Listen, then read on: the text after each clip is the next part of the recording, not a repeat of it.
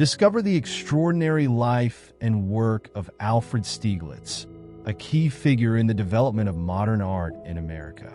His significance extends beyond his remarkable career as a photographer to his influential roles as an art dealer, exhibition organizer, publisher, and editor. Stieglitz played a pivotal role in elevating modern photography in America during the early 20th century. He published the renowned periodical camera work from 1903 to 1917 and founded the Photo Secession, a movement that championed photography as a legitimate art form. In addition to his editorial achievements, he managed a series of groundbreaking galleries, beginning with 291. These spaces not only showcased photography, but also introduced European modernist painters and sculptors to American audiences. Stieglitz also supported emerging American modernist artists, including his wife, Georgia O'Keeffe. Determined to secure photography's place among the fine arts, Stieglitz mastered tone and texture in his own work, often exploring atmospheric effects. Later, influenced by Cubism and other trends, he shifted towards straight photography, emphasizing clarity and simplicity over lush, painterly techniques. Join us as we explore Stieglitz's passion, innovation, and profound influence on the art world. A pioneer whose vision forever changed how we view photography as art.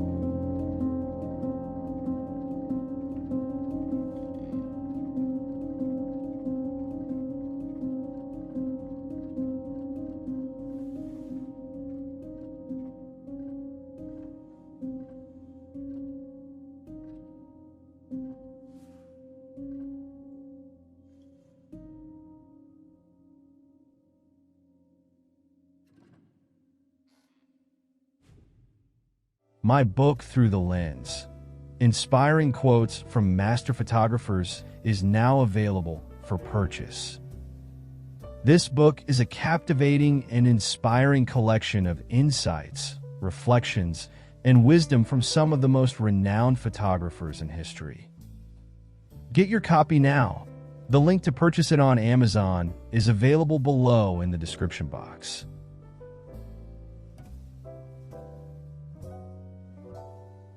Alfred Stieglitz was born on January 1st, 1864, in Hoboken, New Jersey, United States, to German Jewish immigrants Edward Stieglitz and Hedwig and Werner. In 1871, he attended the Charlier Institute in New York, and starting in 1872, his family spent summers at Lake George, a tradition he continued into adulthood. In 1881, his father sold his business and moved the family to Europe for better education. Alfred studied at the Royal Gymnasium Karlsruhe and later pursued mechanical engineering in Berlin. There, he took chemistry classes with Hermann Wilhelm Vogel, who sparked his artistic interests and introduced him to photographic processes. In 1884, Stieglitz stayed in Germany while his parents returned to America. He began collecting photography books and purchased his first camera, an 8x10 plate film camera. Traveling through Europe, he captured landscapes and rural workers. Photography became his passion and obsession. In 1887, he wrote his first article for Amateur Photographer and won first place in their competition with The Last Joke Bellagio. In 1890, after his sister Flora's death, Stieglitz returned to New York. In 1892, Stieglitz purchased his first handheld camera, a Foamer and Schwing 4x5. He became known not only for his photography, but also for his articles advocating photography as an art form. In 1893, he became co-editor of the American Amateur Photographer, refusing a salary since his company printed the photogravures for the magazine. On November 16, 1893, Stieglitz married 20-year-old Emmeline Obermeyer, the granddaughter of a brewer. Stieglitz was elected as one of the first two American members of the British Photographic Society, the Linked Ring. He saw this recognition as crucial to his campaign for artistic photography in the U.S. In May 1896, his two organizations merged to form the Camera Club of New York, where Stieglitz served as vice president. He transformed the club's newsletter into Camera Notes, which launched in July 1897. Under his direction, the magazine became the world's leading photography publication, promoting photography as an art, with articles on aesthetics and reproductions by renowned photographers. Stieglitz continued to take his own photographs, publishing his first portfolio, Picturesque Bits of New York and Other Studies, in late 1896. By the end of 1898, he received recognition for his print Winter, Fifth Avenue. On September 27, 1898, Stieglitz's daughter, Catherine, was born. In May 1899, Stieglitz had a solo exhibition with 87 prints at the Camera Club. The pressure of the exhibition, combined with his work on Camera Notes, affected his health, and he brought in two friends as associate editors. This move caused tension with older club members. In 1900, after prolonged administrative conflicts, Stieglitz had a nervous breakdown. He spent the summer recovering at Lake George and resigned as editor of Camera Notes upon returning to New York. Photographer Aoife Watson-Schutze encouraged Alfred Stieglitz to organize an exhibition judged by photographers knowledgeable about the art and its technical aspects. In December 1901, Charles Decay of the National Arts Club invited Stieglitz to curate an exhibition with full creative freedom. Within 2 months, he assembled a collection of works by close friends, naming it the Photo Secession, inspired by Munich photographers. This initiative marked a break from artistic restrictions and the Camera Club's oversight. Stieglitz soon planned an independent magazine, Camera Work, to uphold Photo Secession's artistic ideals. By July, he resigned as editor of Camera Notes, and in December 1902, the first issue of Camera Work was published, featuring photogravures, critical essays, and reviews. Its exceptional quality advanced photogravure standards to the extent that gravures from the magazine were mistaken for original photos during a Brussels exhibition. In November 1905, Stieglitz opened the Little Galleries of the Photo Secession at 291 Fifth Avenue. The gallery drew nearly 15,000 visitors in its first season, showcasing works by 39 photographers. Despite his dedication to photography, Stieglitz's family life suffered. His wife, Emmy, supported him financially, while his friend Joseph Calais noted that the Photo Secession had achieved its goal of gaining serious recognition for photography as a medium of art. In late 1906, artist Pamela Coleman Smith approached Stieglitz to exhibit her work. Her January 1907 show became the gallery's most successful, with all her pieces sold. Stieglitz also photographed her art, producing a portfolio of platinum prints. In the spring of 1907, Stieglitz and Clarence Hudson White experimented with clothed and nude models, using techniques like toning and drawing on platinum prints to overcome the camera's limitations. At 291, Stieglitz alternated exhibitions of controversial art, such as Rodin's explicit drawings, with more accessible works to provoke discussions about different artistic mediums. A 1908 National Arts Club exhibition gave photographers equal status with painters, featuring works by Stieglitz, Casimir, White, and others. From 1908 to 1909, he focused on organizing shows and publishing camera work with no new photographs for his definitive catalog, The Key Set. In 1910, he curated a major photography show at the Albright Art Gallery, which faced criticism for his perceived bias. He defended the photo secession movement vigorously. In 1911 to 1912, Stieglitz promoted modern art at 291, showcasing artists like Matisse and Picasso. He supported the 1913 Armory Show, lending modern art pieces and listing himself as an honorary vice president. In January 1916, suffragist Anita Politzer introduced him to Georgia O'Keeffe's drawings, and they began a relationship through letters. In June 1918, O'Keeffe moved to New York after Stieglitz offered her a quiet studio. Soon after, Stieglitz began taking nude photos of her, which ended his marriage to Emmy. They began living together and quickly grew passionate. By mid-August, they were inseparable and deeply in love. O'Keeffe became Stieglitz's muse, inspiring over 350 photos between 1918 and 1925, many focusing on her hands and face. In 1921, Stieglitz held a solo exhibition showcasing 146 prints, including 46 of O'Keeffe, many of them nudes. Though intimate, O'Keeffe was not named as the model. In 1922, Stieglitz began promoting O'Keeffe's art, leading to her successful 1923 exhibition. While O'Keeffe sought solitude in the Southwest, Stieglitz briefly had an affair with Rebecca Salisbury. In 1924, Stieglitz's divorce was finalized, and he married O'Keeffe. Their marriage was complex, with O'Keeffe often painting in New Mexico while Stieglitz stayed in New York. In 1924, he donated 27 photographs to the Boston Museum of Fine Arts, marking a historic moment in photography.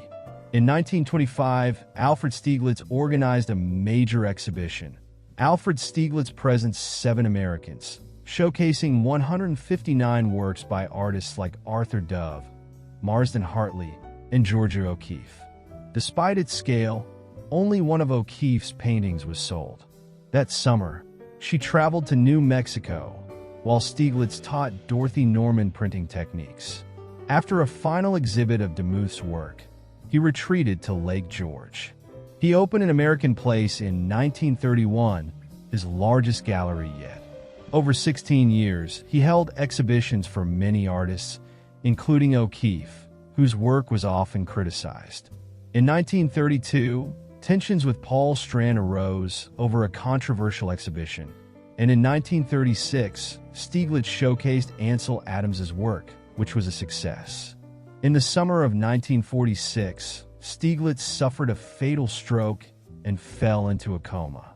According to his wishes, a simple funeral was held, attended by 20 of his closest friends and family members. Stieglitz was cremated, and together with his niece Elizabeth Davidson, O'Keefe took his ashes to Lake George and placed him where he could hear the water. The day after the funeral, O'Keefe assumed control of An American Place.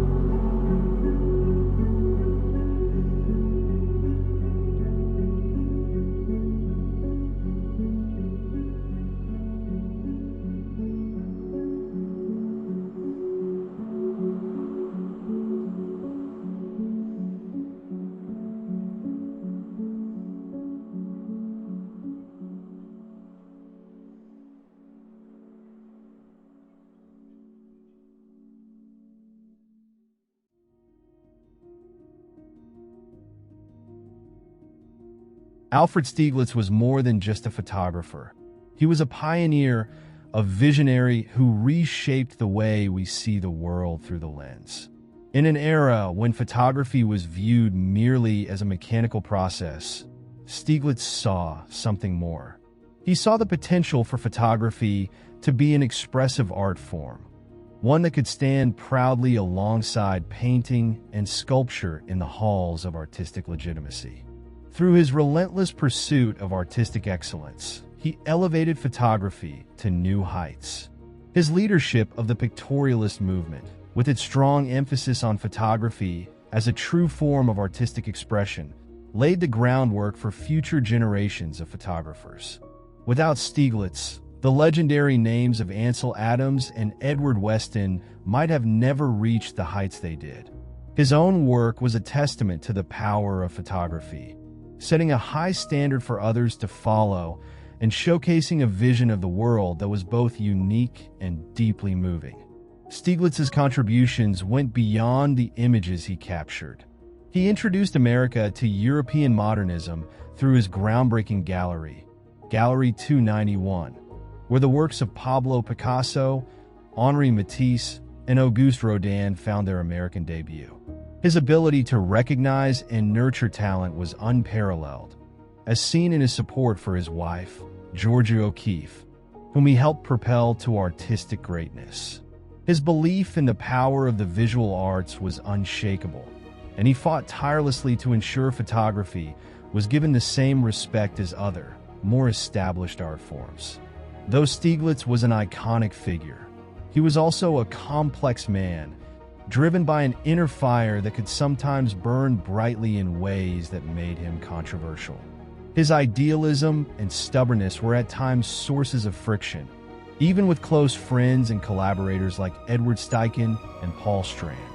Yet it was this very intensity that fueled his passion for the arts. As the critic Robert Hughes put it, he was one of the most vivid, idealistic, stubborn, and thorny characters ever to appear in American culture.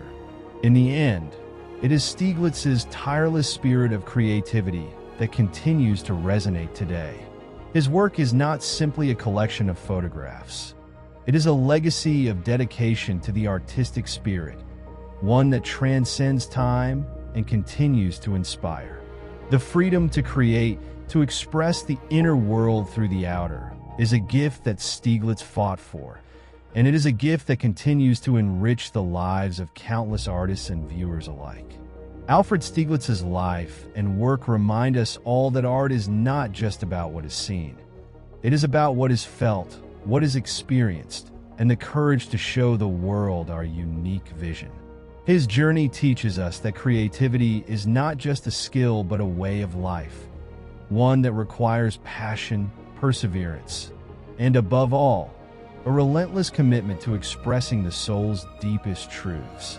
As we reflect on his legacy, let us be inspired by his dedication to the craft, his unique vision that found meaning in the simplest moments, and his unyielding belief in the transformative power of art.